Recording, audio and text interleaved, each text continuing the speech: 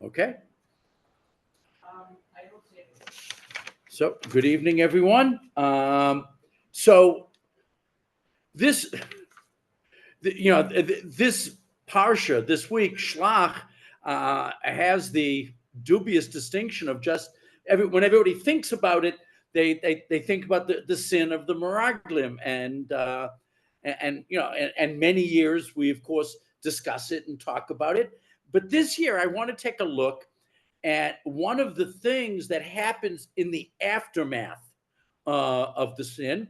The first thing that happens in the aftermath of the sin, of course, is God threatens the Jewish people, and Moshe pleads again, just like Har Sinai after the sin of the golden calf, pleads for the future of the Jewish people, and God again concedes to Moshe's request, and the Jewish nation is saved.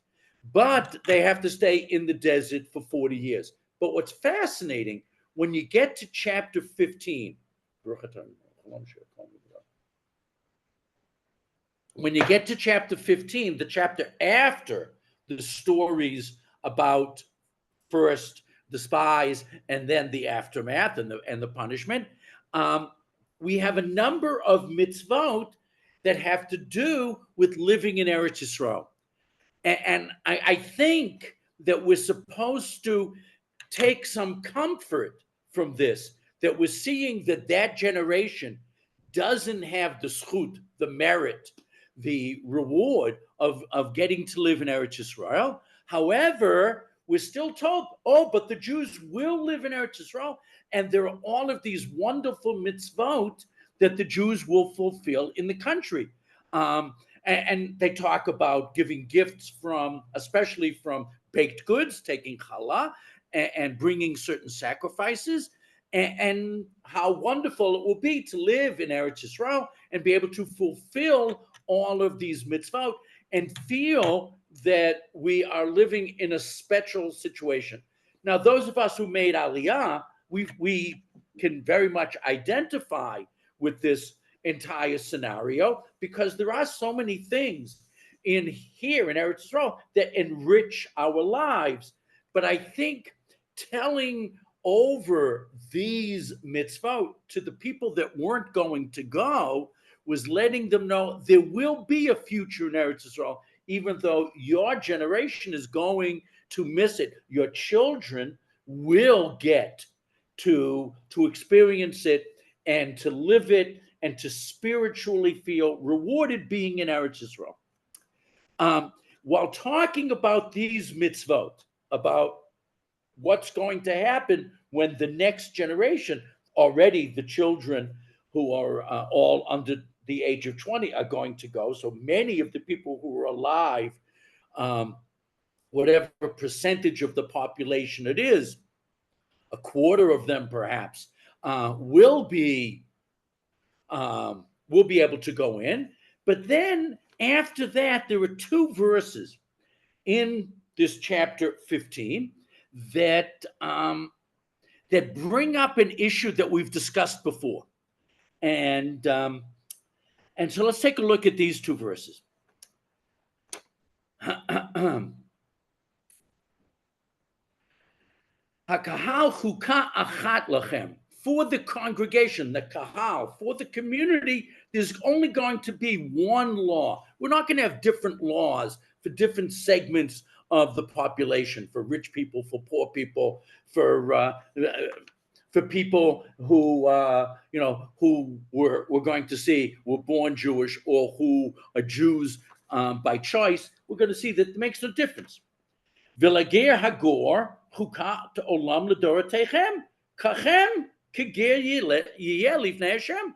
And for now, it's a big debate whether this means the term ger. Does it mean an actual convert, or is it a reference to non-Jews who become a ger toshav, these resident aliens who live amongst us and do benefit from being in Eretz Yisrael and are able to bring korbanot, offerings to the temple, and do certain mitzvot. We're going to talk about that. but it's one law. If a law applies to you and to that person, everybody keeps it the same way. Second verse, Torah achat umishpat echad. We have to explain this in just a few minutes. Just one Torah and one, I'm going to translate now, legal system. The same ritual and rule is what the JPS, Jewish Publication Society translation has it. But I'm going to say one Torah and one legal system, mishpat, will be for you and for the ger, the stranger, perhaps the convert, proselyte, who will live amongst you. Okay, so already there are a number of ways that we can explain what's going on in these verses, but let's start with Rashi. And Rashi is bringing up a topic that's going to be added onto by Rabbi Sachs in just a minute, and that is kachem keger, like you, just as the ger, stranger, convert, as you are, so is the stranger. Thus, the use of the prefix chaf, kaf, care, like. What is that? With each of the two things or persons stated to be exactly alike is the Hebrew idiom to express complete similarity. Care, it means an identity. We are just like them. Not in every area, but in many areas, we are just like them. And right away, Rabbi Sachs, he's the third comment on the sheet in front of you. Rabbi Sachs jumps in and makes a comment that he's made before. And we're not going to be spending that much time on this evening because you're going to see in 5 minutes, we're going to go in a different direction with this. But Rabbi Sachs makes the very important point.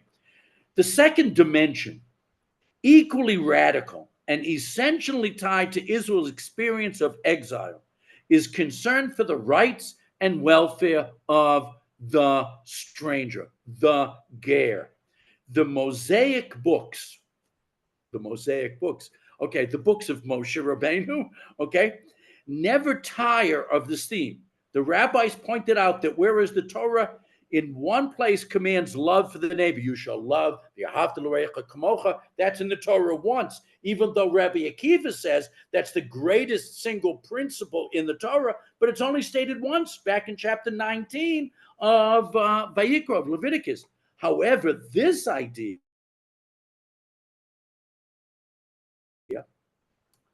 but in no fewer than 36 places, it urges love of the strangers. By the way, some commentators say that it's there 50 times. Rabbeinu Bechaye claims it's harder to get to 50. 36 is easier to achieve.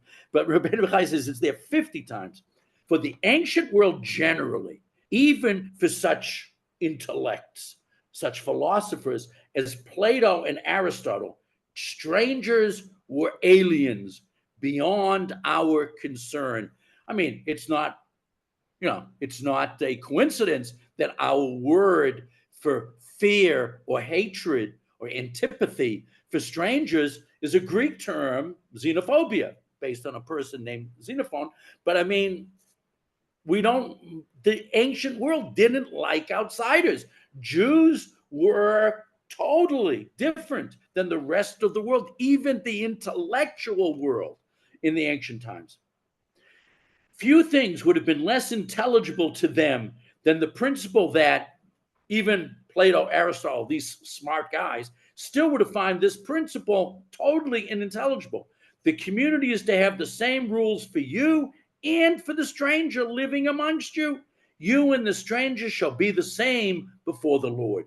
This is the second revolution in the book of Exodus. The first revolution, of course, is freedom itself, but that's for another time, okay? And part of Israel's moral struggle against tribalism and its modern successor, xenophobic nationalism, which we know all over the world is becoming a major issue, in the EU, in the UK, in the US, fear of the stranger and fear of the outsider is very powerful today. Strangers too have rights and make a legitimate claim on our humanity. for we are all strangers to someone else. So Rabbi Sachs's idea is very beautiful, and we've talked about it before, but we're going to just lay it aside for the time being for the rest of this evening. I want to go back to the Netziv. The Netziv makes a halachic point, a legal point based upon the language of the verse. And I think the point that he makes is an important one and a powerful one. One law and one ordinance. In the second of the two verses, it says Torah achat umishpat echad. So the Netziv is concerned. One Torah and one mishpat. I would like to translate mishpat as legal system, but let's see how the Netziv deals with it. The teachings that the sages of each generation add are called law, Torah. And a commandment matter, which is not explicit in the Torah, is a just ordinance, mishpat. So in our verse, according to the Netziv, I don't think it's pshat, but I think it's a beautiful drasha. Torah in our pasuk, in our verse, means mitzvot from the Torah. Mishpat in our verse mean laws that the rabbis legislated throughout the ages. Okay. Which he calls based on the intellect, but the intellect of the sages. And see that scripture calls commandments that are explicit in the Torah a statute, a chok, something you can't change, even if they do have a reason. In any case, even when the reason is missing, the commandment stands its ground. For once they are explicit in the Torah, they are statutes which the heaven and the earth stand upon. If it's written in the Torah, whether we understand it or we don't, you've got to keep it forever. That's the rule. And that's what we mean by Torah min hashamayim. We may not understand it, but since it's in the Torah, we keep it no matter what. However, the teachings of the sages of the generation go along with the reasoning. So as soon as the reason changes, the rule changes. Therefore, scripture calls them laws and ordinance. When the rabbis say, oh, it's a really good idea for you Jews to be careful about X, Y, or Z, that is true as long as the reason given by the rabbis remains true. If the reasoning of the rabbis goes away, then it's perfectly legitimate to discontinue doing that particular premise, that particular custom. If only we really followed the logic of the Netziv. There are so many things that the rabbis decided. For example, an easy one to ridicule. This is very nice for me, but it's true. Is the Gemara says that there is a health problem if we eat meat together with fish. Nobody knows what the health problem is, and certain commentaries in the Middle Ages believe that there once was a health problem, but the health problem no longer exists. And others say that we don't know what it is at all, but we just listen to the rabbis. It would seem that nowadays, now that we don't have whatever it was that the rabbis were talking about, we should no longer keep this custom. But I've never heard anyone say that we should actually dispose of it, even though the logic of it escapes us today. So that seems to be what the Netziv is talking about. And not only that, there were customs in Europe. In Europe, everybody wore, a hat. Everybody wore a suit.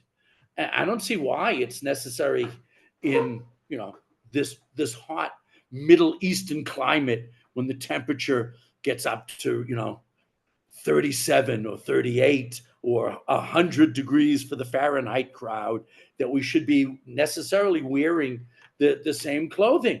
I was in a minyan this week that's mostly Americans, or I should say Anglos, a number of people from the United Kingdom, and most of us weren't wearing jackets. But there were a number of people, half a dozen or so, that were, and I was thinking, gee, that doesn't seem all that reasonable. But we took on this custom, and even though the logic of it may have escaped us at this time, we continue to do it. So that's what the Netziv said, that the takeaway from these verses is there are Torah laws, immutable, and there are rabbinic ordinances which can be changed over time. And we've become very loath to change anything. Okay. Shadal. Reb Shmuel David Luzzatto, who was born he lived from 1800 to 1865, famous Italian. You're going to see tonight is going to be big on Italian personalities, and was a great scholar, not just in Judaism, but in philosophy and poetry, wrote plays as well. So he has another take on what's going on in our particular verse when he says that this material is talking about the customs dealing with the Beit HaMikdash, initially the Mishkan, the portable temple, and then the temple in Shiloh, but eventually the temple in Jerusalem. And he's saying in this idea of the second verse, Torah achat u'mishpat echad, he means, well, let him tell us what he means. The Torah commanded that not everyone build a bama. He translates a bama as a sacrificial mound. It was at one time common in Israel before the Jews moved to Egypt, and before the Mishkan was set up during the first 14 years when the Jews were in Eretz Yisrael with Yehoshua, that anybody could just build a bama, like a barbecue on a hillside next to their home. And sacrifices would be brought by the Bechor, by the oldest son in the family. But the Torah is clear. Once, and it's not so clear. It's not as clear here as it's going to be in Devarim, but it's being mentioned here, Torah achat, one Torah, means, but that the entire congregation sacrificed their offerings in a distinct place designated by the Lord. Like I said, that's really going to be specified in Devarim. This was not, God forbid, to limit the number of sacrifices. Don't think that God said, oh, all the sacrifices have to be done first in Shiloh, then in Jerusalem, because I don't want so many. That wasn't the point at all. God was perfectly happy with people bringing as many korbanot, offerings, as they wanted. For if the entire people had one, to limit it enough, but for the good and prosperity of the people, amelioration of character and perpetuation of the faith. Now, that last idea, perpetuation of the faith, is the most important, as we're going to see. For if the entire people had one sanctuary, they would all gather together in one place. Their hearts would be bound in brotherhood. In other words, coming to Yerushalayim 3 times a year for the holidays and bringing sacrifices, that really makes us feel like a united nation, a brotherhood of our co-religionists.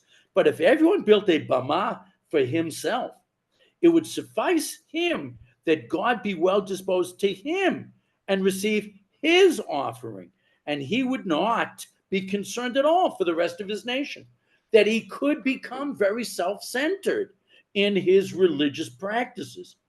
It is possible, if everyone had their own bama, backyard, portable sacrifice altar, that the sacrificial service would be undermined by a family or a tribe, and they would alter its provisions. That's why our verse says, halacha achat, just one legal system, just one methodology of our worship of Hashem. And little by little, they would adopt the statutes of the nations and customs that are detestable to the Holy One, blessed be he, to the point of sacrificing, God forbid, their own sons and daughters, even though that did still happen. How much quicker it might have happened if everybody had their own altar in their backyard. But with the service centralized in one place, such undermining would be less likely, and when it happened, was easier to reverse, because a Navi could come, Yeshayahu, and say, no, it's wrong, stop it, go back to the way things were. And then under Chizkiyahu, we did return to the proper system of bringing korbanot. So there were possibilities of this happening, but if everybody was able to just have their own backyard, Mizbeach, Bama, then the entire religion would not have this sense of national unity. Shadal, Rav Luzzatto, Professor Luzzatto, brings up a topic that concerns us all the time. It's extremely important that we try to stay as united as possible, but many, many times we find in the Jewish nation tendencies of splitting off and arguing and debating, and God forbid, sometimes even hatred and violence amongst us. And it's something that having one Beit HaMikdash, one Torah, one Mishpat legal system was meant to do its best to try to keep us as uniform and as united and together as possible. Rav Steinsaltz, commenting on, again, the same issue of the unity of the legal system. One law and one ordinance shall be for you and for the stranger who resides with you. This principle goes beyond the specific topic at hand, which was certain sacrifices and also the bringing of challah, certain gifts brought to the holy temple or to the Kohanim, as it refers to all the statutes and ordinances given to the children of Israel. He goes way beyond Shadal, and he says it's not just talking about these ritual, sacrificial practices. It means the entire Torah. We should do our best to be as uniform as possible in our customs. I think it's beautiful that, even though some, at first I found it a little bit confusing, I think it's beautiful. I can go to a Sephardi minyan and it's really basically the same thing. They add some things, they change something, but it's minor, mamish minor. It's so wonderful. I love going to, Shachrit at a Ashkenaz minyan that I'm more used to, and then I go to Mincha, the Sephardi minyan. It's wonderful, and to be welcomed, and we're all doing the same thing, and the differences are minuscule. That's the way it should be in all of our practices. These laws apply to all members of the nation, whether they are Israelites from birth or converts who have joined the nation. And then, of course, Steinsaltz adds the specific issue about the Gerim. And that's what we're going to talk about from now to the end of the class, is the issue of Gerim. The first issue that we're going to talk about, based on the Rambam, is specifically the nature of how the Gerim should feel about themselves. And then the second is going to be an idea that I have here from a Rabbi Goldberg, but it's really based on Rabbi Soloveitchik, is what we can learn from converts. And that second idea, which we'll get to about 10 minutes, is really, really extremely important. It's so important that there were times when I sat on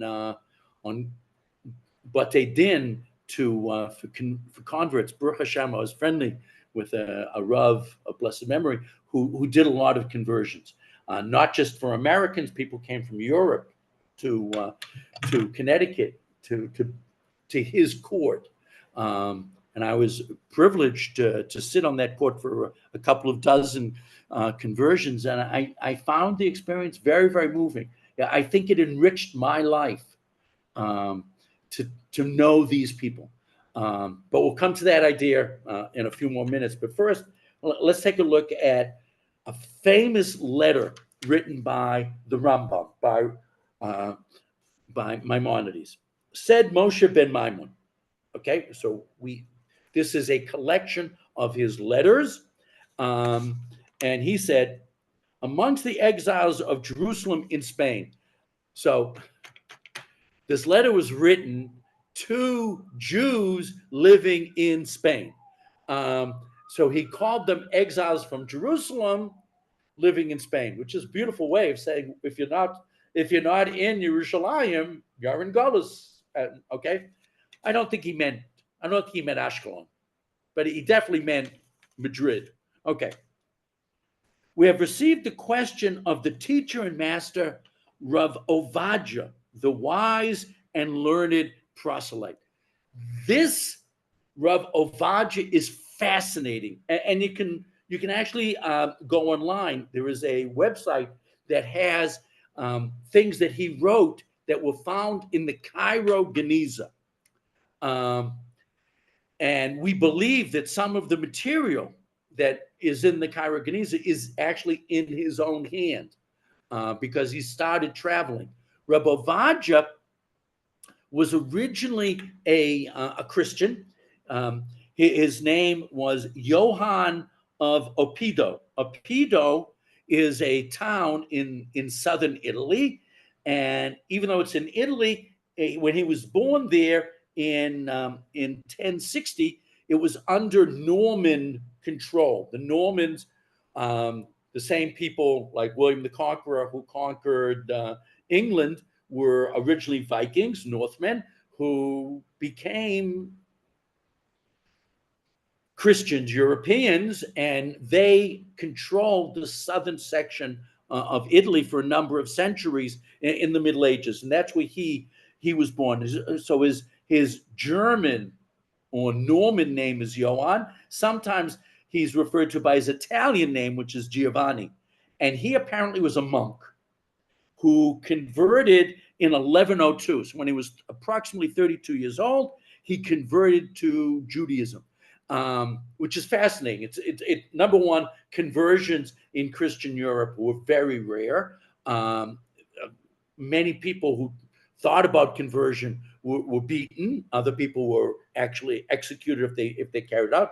Ovadia succeeded in running away. The Normans were seafaring people, so apparently it was relatively easy for him to get away and get to Egypt, or at least North Africa.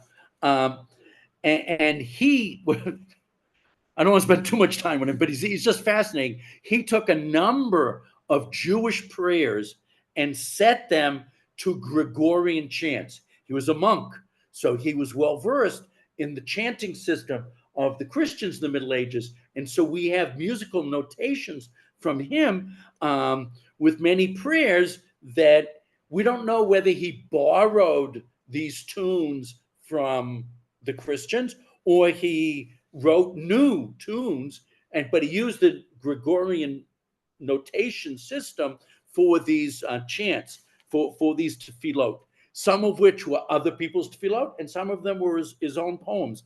So he was he was just a fascinating individual who has become very famous in the last, I'm going to say, 120 years, because we found a number of things that he wrote in the Cairo Geniza, which they started, analyzing starting in the 1890s. And in the early part of the 20th century, a number of things written by him were found there. So this is the letter that the Rambam, Maimonides, wrote to him. Okay? We've received the question of the teacher, Master Ovadia, the wise and learned proselyte. You have asked whether, when you recite blessings and prayers alone or on behalf of the congregation, when you're the chazan, either you're davening by yourself or you're the chazan, should you say, our God and God of our fathers? So I'm saying Shemona Esrei, Baruch atah Hashem Elokeinu, our God, ve'Elokei Avotenu, Elokei Avraham, Elokei Yitzchak, ve'Elokei Yaakov. Can a goy, a ger, say that? So there are actually some authorities who say a ger cannot say that. He can't say the God of my fathers, Abraham, Isaac, and Jacob because they weren't his fathers. He is not part of the gene pool. He doesn't have their DNA. So therefore, he can't say this. So what should he say? Whether you should say, who has sanctified us with his commandments, who has brought us out of the land of Egypt, and more things of that side. And how would you say it? You should say everything is prescribed. Said you should daven just like everybody else. No change. In spite of the fact that you think that since you're a ger, you don't have that DNA, doesn't make any difference. 100%. And we're going to see he's basing it on our pasuk. We'll come back to that in about 5 or 6 minutes. You should say everything as prescribed.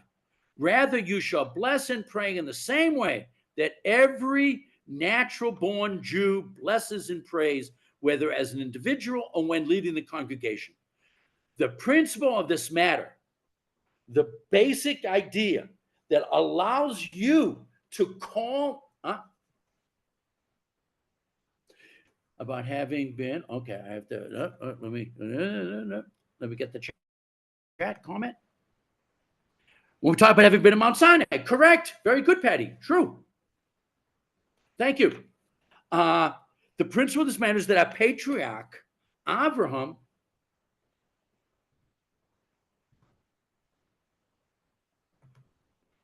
I've got things bouncing around on the bottom of my screen. Okay, now it stopped bouncing. Okay, I apologize. It was just annoying me. I'm sorry. The principle of this matter is that our patriarch, Abraham, taught all the people and brought them knowledge of true faith and God's singularity. He rejected idolatry and abolished its worship. He brought many under the wings of the divine presence, and he ordered his sons and the members of his household to keep the ways of God, as it is written, for I have known him, that we will command his children and his household after him, that they may keep the way of God. Thus, anyone throughout history who converts and anyone who declares Shema Yisrael Hashem Elokeinu Hashem Echad, the unity of God's name, as the Torah states, is a disciple, is a student, a direct disciple and student of our patriarch Abraham and a member of his household. And we say, the Gemara a number of times says, Talmidim kibonim, students are just like children. Students are children. Just as he returned his contemporaries with his words and teachings, so too he is returned, brought into tshuva, brought back into the fold, every future proselyte through the instruction that he gave to his sons and household for posterity. Every ger, the minhag is to call gerim either ben Abraham or ben Sarah, because they are following, Abraham converted the young men and Sarah the young women because they brought them into the fold. But what we're saying here is it's more than that. It's true forever. They truly are the children, maybe adopted children rather than biological, but they have the right to call Abraham, Sarah, their parents.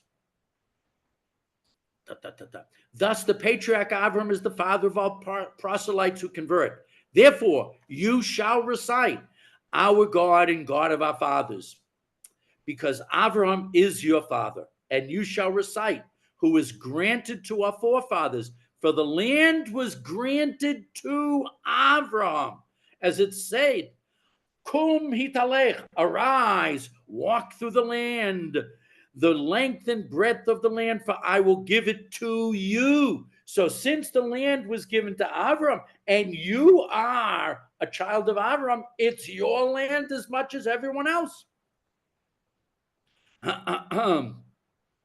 However, okay, one little, perhaps we're going to see the Rambam's in doubt about this one little point.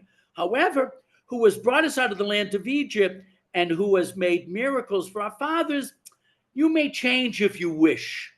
If you find this reference less clear than the references about the Avot, the patriarchs, okay, you can fudge that one if you want to. But if you do not alter them, it does not matter. It's perfectly okay to even talk about the Jews of Egypt as your ancestors as well. Because if they're not your direct ancestors, they're at least your cousins because you're descended from Abraham and Sarah. So that's okay too.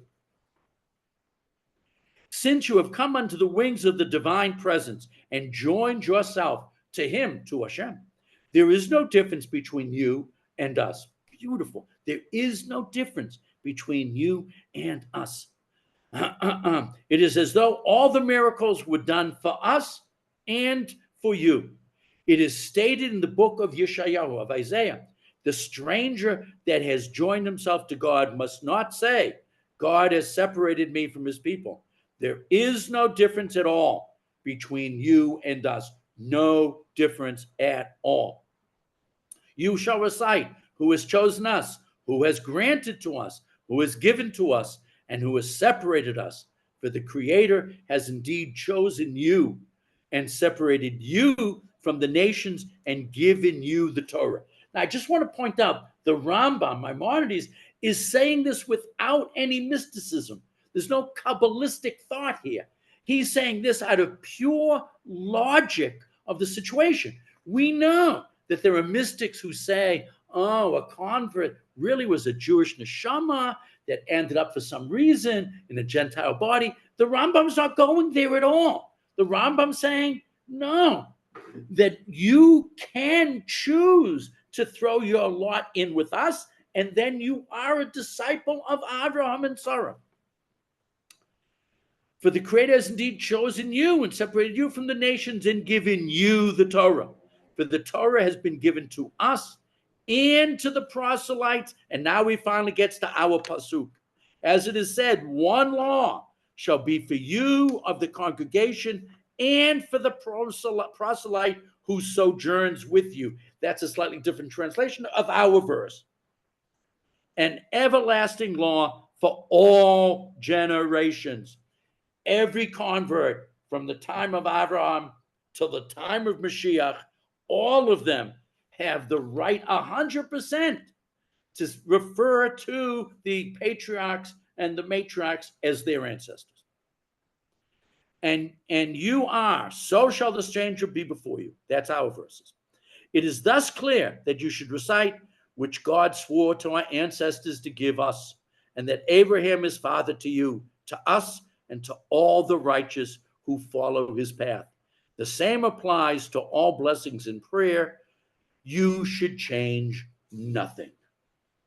Very powerful letter from the Rambam. This letter was also found, by the way, in the Cairo Geniza, and we may even have an original copy of it. That's maybe. We have it handwritten, but it may have been from the hand of the Rambam. That's not 100% sure. But it's just a very powerful statement of what our verse really is saying about converts. And I think it's beautiful. The Rav takes this idea one step further. And he says, we make this big point that, converts learn from us. He's going to make a point that there's something that we really have to learn from converts. There's something about the conversion process that has a truly deep idea in it, mamish profound. So let's take a look at, and I didn't find it. I was a much longer article by this Rabbi Yehuda Goldberg, and it was on the website of Yeshivat Har Etzion. Rebbe said, that's Rabbi Yehuda Nasi, as for you, will it be for the convert? Halacha for you, that's our pasuk, right? Halacha for you, halacha for the convert, same thing, okay? That is, as for your ancestors, just as your ancestors entered the covenant through circumcision, ritual ritual immersion and sacrifice, so too shall future converts enter the covenant through circumcision, ritual immersion, and sacrifice. Now, the Gemara, this is from a Gemara in Kritut, goes on and says that really, when Rabbi Yehuda Nasi said this, he really meant that we can't take converts anymore because we don't have sacrifices. That since part of the thing that you need to bring in converts to the fold is sacrifices, korbanot, we can't do it anymore. That's apparently what the opinion of Rebbe was, which is what the Gemara says. However, right after that, the Gemara says, read the verse again. The verse talks about when you accept converts in the future, which means Jews are always, throughout Jewish history, present, and future, always are going to be accepting converts. And if there aren't korbanot, if there aren't offerings to be brought, then we do it with just the first two steps, acceptance of mitzvah, mikvah, those other details. And we skip step 3 until we have a Beit HaMikdash, because the verse is clear. We're going to be accepting converts all the time. Okay. In other words, Sinai represents the quintessential forging of a covenant, and therefore acts as a prototype for future private transformations. What the Jews went through at the foot of Mount Sinai is what the convert goes through in a private way during the conversion process. Okay? Any individual forever after who elects to participate in the covenant, must follow the pattern set by Sinai. In considering Sinai as conversion, I propose that we examine it in the light of a framework for halachic conversion advanced by Rabbi Joseph Beer Soloveitchik, by the Rav. And so he's now saying this idea is what our verse teaches us. But we can take this idea one step further and truly more profound idea about conversion, and give us a deeper understanding of what it means to be a Jew.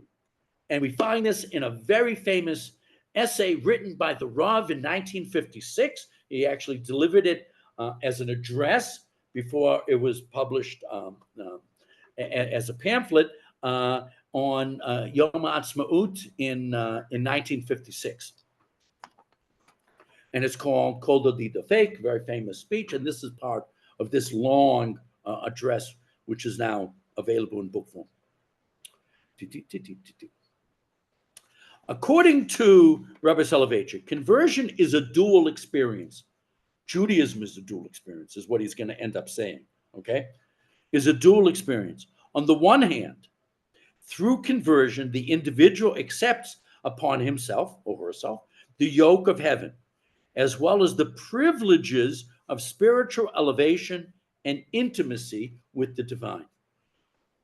I know the Rav was not a Chassid, but the Rav did learn with a Lubavitcher tutor when he was a small boy, and he has some Hasidic ideas. And when he talks about intimacy with the divine, he really means the Hasidic idea of yichud, of really coming into contact with the divine. On the other hand, the convert is simultaneously joining a distinct socio-political entity. There's a physical aspect, socio-political entity, but there's a very, very important spiritual entity in which he has these rendezvous with HaKadosh Baruch Hu. First imagined through God's election of Abraham and later forged in the crucible of Egypt, with its own attendant responsibilities and privileges. Being a Jew carries with it responsibilities and privileges, okay? A Gentile who wishes to join the nation must take upon himself both covenants, okay? One covenant is called goral. Things happen to you, fate, without your consent. That's just being a Jew. Things happen to you, sometimes good, quite often bad. But that's what it means. There's another part of the reality of being Jewish, and that isn't fate, that's choice. Yi'ud, a goal that you set for yourself. We can see this clearly. We can see this clearly in a convert who chose to be Jewish. But the Rav's point is every Jew is choosing to be Jewish. Every Jew not only has the fate goral of things that are done to Jews, but they also have yiud. They have the ability to choose freely, to accept upon themselves all sorts of chosen responsibilities. I can choose to be more religious, to be more committed, to spend more time communing in yichud with the Kadosh Baruch Hu. He placed himself in the ambit of Jewish fate and sanctifies himself for the acceptance of Jewish destiny. That's Goral. The active conversion involves associating oneself as a member of the people of the covenant of Egypt and of Sinai. He is chosen to be part of that group. Keep this important principle in mind. There is no such thing as partial conversion. One cannot omit one iota of either of these two covenants. Total devotion to the Jewish people as a nation that God took to himself in Egypt with all its tribulations, suffering, responsibilities, and action, and as a holy people that is itself consecrated, heart and soul, to the God of Israel and his halachic and moral demands, is the absolute foundation of Judaism, and hence is also the basis of conversion. From the convert, we learn about this ability to choose, to make it as a yi'ud, a goal in my life, to always be connected to the Jewish people and to a Kadosh Baruch Hu and to Torah and to mitzvot. That when we see that there's two parts to conversion, we can also learn from this that there are two parts to being Jewish.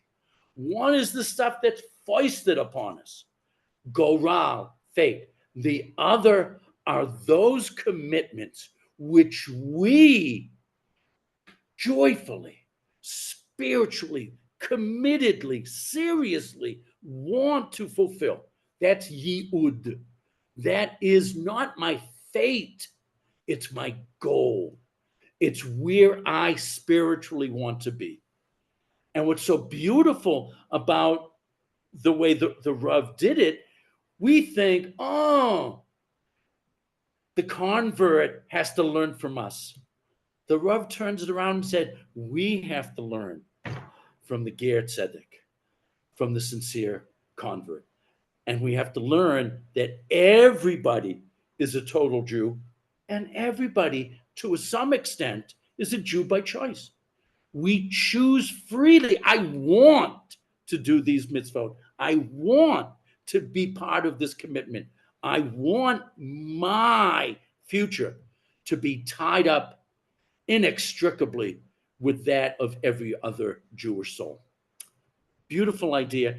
And it's and from our verse, which seems to be talking about mundane halachic issues, I think there's a lot of truly moving philosophic ideas that hopefully inspire us to not only be more accepting of strangers and converts, but hopefully makes us better Jews too. Okay, thank you so much for joining this evening, and have a great week. And please let people know that hopefully by tomorrow morning I'll have the recording up for those that want to hear. Have a great Thank you, evening. Rabbi. Thank you. Bye-bye, guys.